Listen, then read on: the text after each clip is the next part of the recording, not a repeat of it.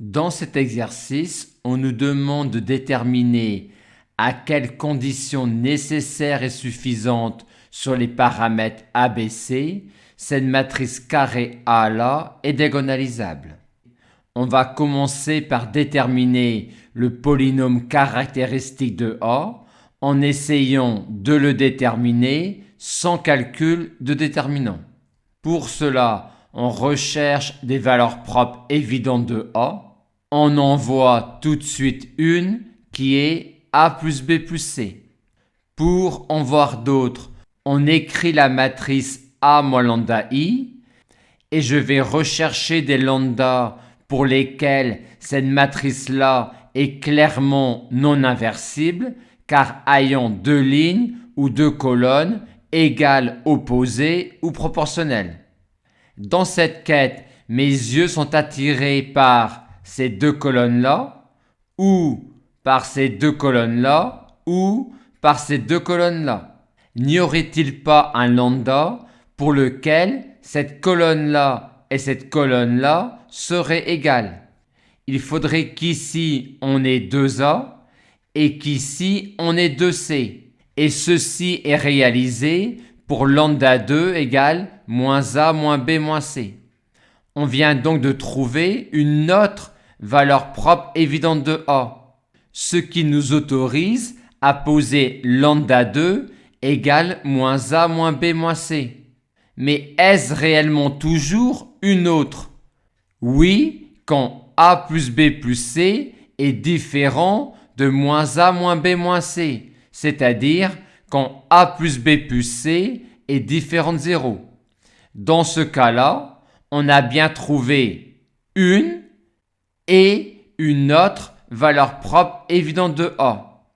Il nous manque plus que lambda 3 que l'on obtient en disant que la trace de A doit être égale à lambda 1 plus lambda 2 plus lambda 3, ce qui nous donne lambda 3 égale moins A moins B moins C.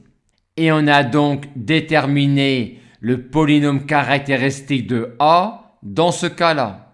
Mais en fait, on l'a déterminé quelles que soient les valeurs de ABC. En effet, si on développait brutalement le polynôme caractéristique de A, on obtiendrait une expression polynomiale en ABC, ce qui nous assure que cette quantité-là est une expression continue en ABC. Aussi, par continuité du polynôme caractéristique en ABC, on peut généraliser cette formule-là du polynôme caractéristique à toute valeur de ABC.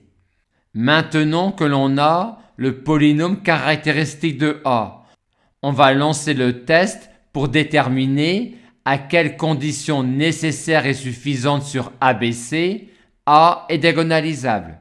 Pour cela, on commence par lire dans le polynôme caractéristique de A les valeurs propres distinctes de A. Naïvement, on dirait qu'il y en a deux.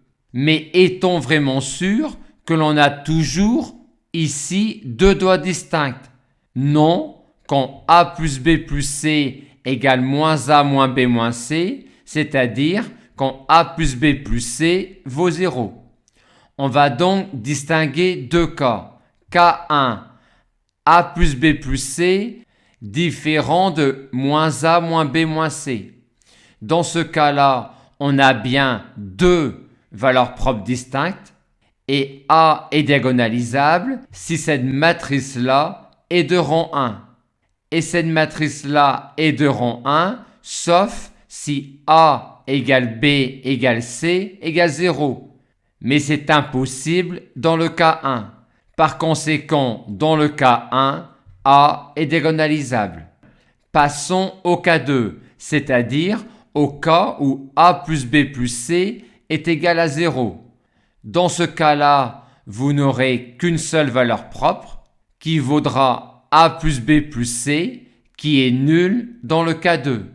Aussi, dans le cas 2, le polynôme caractéristique de A est celui-là.